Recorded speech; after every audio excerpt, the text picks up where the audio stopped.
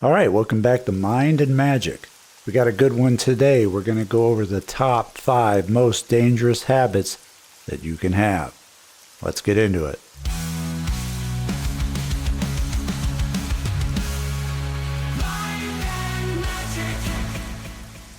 All right, let's get straight into it. These are habits that will completely wreck your life if you allow them to. These are habits that you want to avoid from forming at all costs.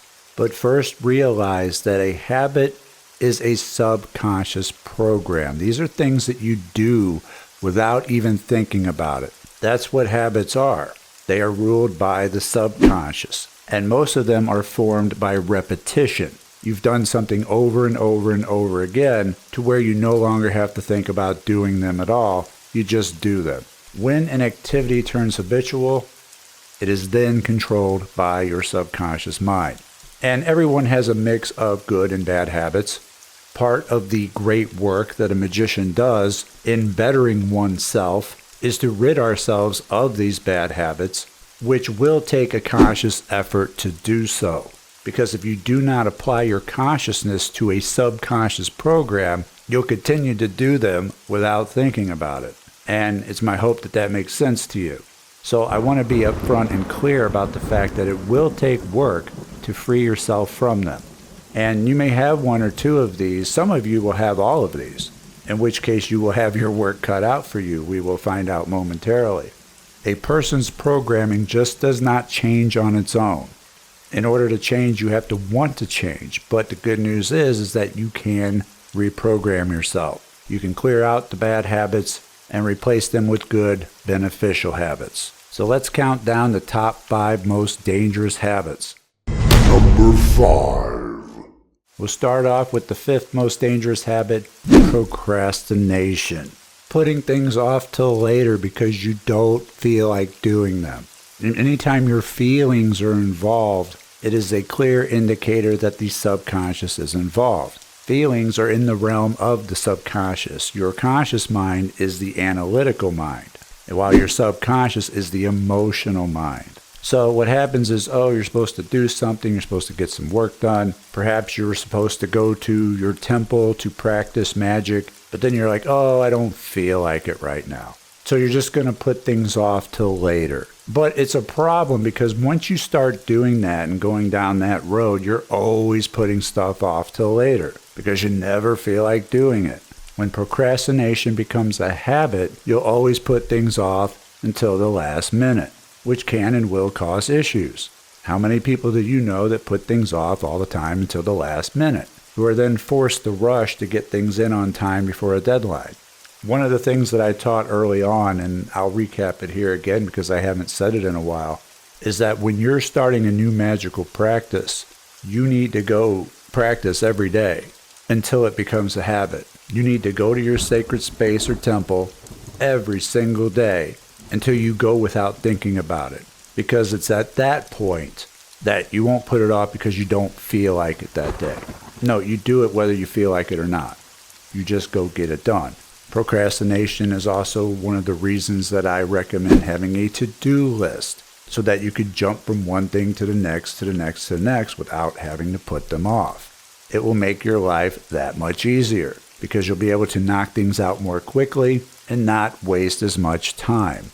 Procrastination is dangerous because it is a huge time waster. A couple of things on this list are, and time is the most valuable thing that you have. If you want to be successful in life, you have to become very discerning with your time because everyone and everything is trying to waste it, especially in the Western world. Now, you may recall me saying more than once that you have to guard the gates of your mind. Well, something of almost equal importance is guarding the gates of your time from yourself and others. Because if you don't let yourself waste your own time with procrastination, then you should not allow others to waste your time either. So one needs to become very frugal and discerning with their time so as to not squander it on unimportant things such as distractions or putting things off instead of getting them done. Number 4. Number 4 is indecision. Not being able to make a decision is another form of time wasting. Yes, I understand that some decisions aren't all that easy, but you're just going to have to make a decision and stick with it. Yes, indecision is a habit. I'm not going to name names, but I've known people who can't even decide what's for dinner. What do you want to eat? I don't know. I don't know what I feel like. Again, that indicator that the subconscious is controlling the indecision. It's a habit. Now, you can ask them every single night what it is that they want for dinner, and they won't be able to tell you because their indecision has become a subconscious habit. And continuing to ask them will waste your time and threatens to make their habit of indecision your habit of indecision by continuing to ask them. Now, how you would handle this scenario is you would decide for them. And if they complain about your choice, then you can invite them to work on getting rid of their habit of indecision. Now, what to eat for dinner is a more trivial concern. Where this habit becomes dangerous is when you get stuck in analysis paralysis for bigger, more important, consequential decisions. Because if you can't make a decision for the small things, how are you going to make decisions for the big things? Not making a decision is a big decision. Number 3. Number 3 is going to tie in with number 4 and 5 somewhat. It's kind of like a combo. And this is drifting without a purpose. Yet another form of indecision and procrastination, which is wasting time. Now, I know that my loyal audience of magicians does not fit into this category because this is why we do magic. To not allow life to just take us wherever it wants to. We set the direction, we steer the ship. In a way, it's like 90% of why we do magic in the first place, is to take control of our own lives. But there are many out there who just drift endlessly without a purpose, without goals, without any idea of even a direction in which to go. Just drifting through life was the subject of the Napoleon Hill book, Outwitting the Devil, which is a fantastic read, by the way, where Napoleon Hill allegedly interviews the devil, who, spoiler alert, claims to be tricking everyone into just drifting through life, which then gives him dominion over your soul. So the book claims. It really is a fascinating read. Drift through life and end up in a hell of your own making. Now, the good news is that once you begin practicing magic, this one will largely correct itself. Because as you start to develop your personal power, you will also begin to discover your purpose if you have not already. Number 2. The number 2 most dangerous habit to have is addiction. And as dangerous and deadly as substance abuse can be, I wanted to talk about a specific type of addiction, and that is social media doom scrolling, which is the pinnacle of time wasting on the distractions of decadence imaginable. I thought the social media feeds were bad before. They're like 100 times worse now. Everything's fake, everything's a lie, like 95% of it. It used to be people would set up fake situations for viral videos with their buddies. Now they just do it with AI. And some of them are hard to tell. And if you just sit there doom scrolling just continuously, not only are you wasting time for the sake of wasting time, but you're also feeding your mind an endless stream of garbage. And what goes in has to come out. It's the mind's equivalent of feeding snacks and junk food to your body all day. But instead, it's your mind. It's designed to make you dumber. It's designed to keep your attention glued to a screen that gives nothing back. And oh, is it a habit. People reaching and scrolling through their phones without even thinking about it. People can't even wait at one traffic light without picking up their frickin' phone. People today cannot live without their phones. And it's sad and sickening. I'm not one of them. I am not the easiest person to get a hold of by cell phone. People text me, I won't see it for like a week later sometimes. I usually only bring it with me if I'm leaving the house in case something happens so that I can contact who I need to. But there's been many occasions where I had forgotten to even do that. and left the home without a phone. The mere thought of that for some people would put them in a panic. They're not in control of the machine. The machine is in control of them. Check out the song The Machine off of Blue Oyster Cult's latest album about this very thing. It's actually really good. But it's a very dangerous habit. Addiction seldom isn't. But the modern addiction of being reliant on your phone is a habit that most people need to break. It's bad for your brain, it makes you dumber, and it wastes your time consuming garbage that eventually is going to manifest itself into your life as more garbage. Because as you're just sitting there scrolling and scrolling through all this trash, all of that is getting absorbed by your subconscious mind that then turns around and manifests that trash into your life about 3 months later or so. Now, it's not really run this way anymore because social media feeds now have AI algorithms that just like to constantly show you what you haven't seen yet or what it thinks you would like the most. But back in the day, Facebook used to have the timeline feature that was really good for being able to go back and examine things that you were scrolling past and find the crap that's now manifesting into your life. Where someone would post their garbage, your subconscious picked up on that, processed it, and then manifested the same kind of garbage into your life.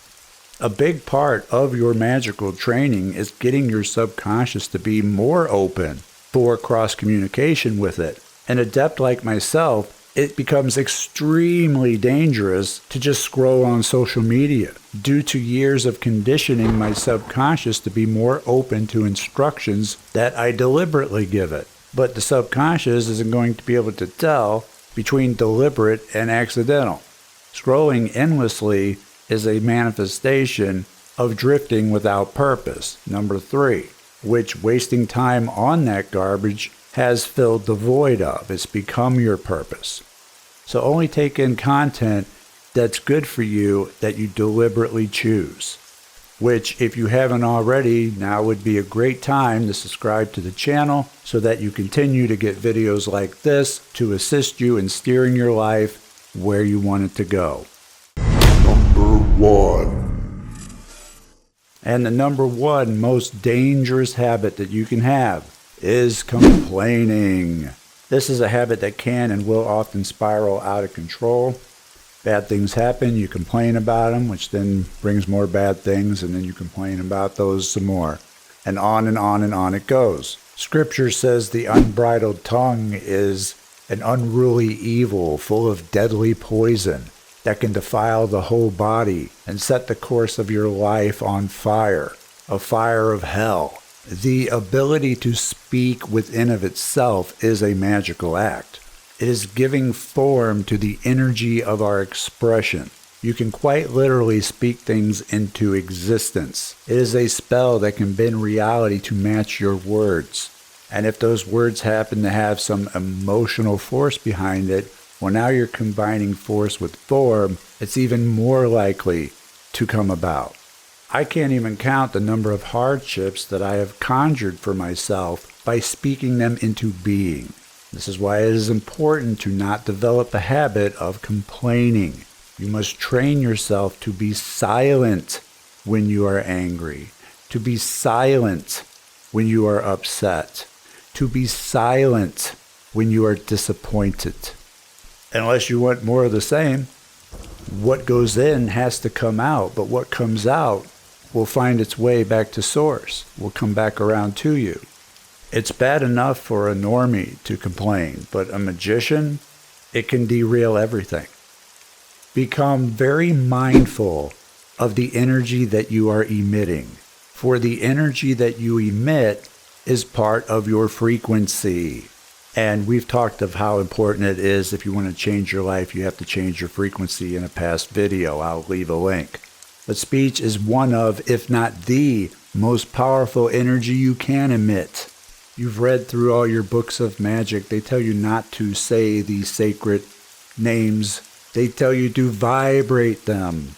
Your tongue may be the most powerful tool of manifestation you have, but it is only a tool. And that tool is capable of creation and destruction. It could be used to bless you or it can be used to curse you. What side of that line is what you're about to say going to fall on? You're not going to find the complainers at the top of the ladder of success. You're just not. For they damage their own selves. And we've talked at length on the self-imposed jinx and the power of speech and the tongue in my very first program, Words of Power, which is now available over at Patreon as part of some of the membership tiers. We even talked about speaking in tongues in your magical practice and the significance of the Sephirot of Da'ath on the Kabbalistic Tree of Life, and much more. I recently listened to it again at length for the first time in a while I was moving it over to Patreon, and I was pleasantly surprised of just how good it is and how well it holds up today. You owe it to yourself to check it out, and for those who already have it, listen to it again, because it could help prevent you from forming the most dangerous habit that there is. This is Frater Xavier for Mind and Magic, and I'll see you in the next one.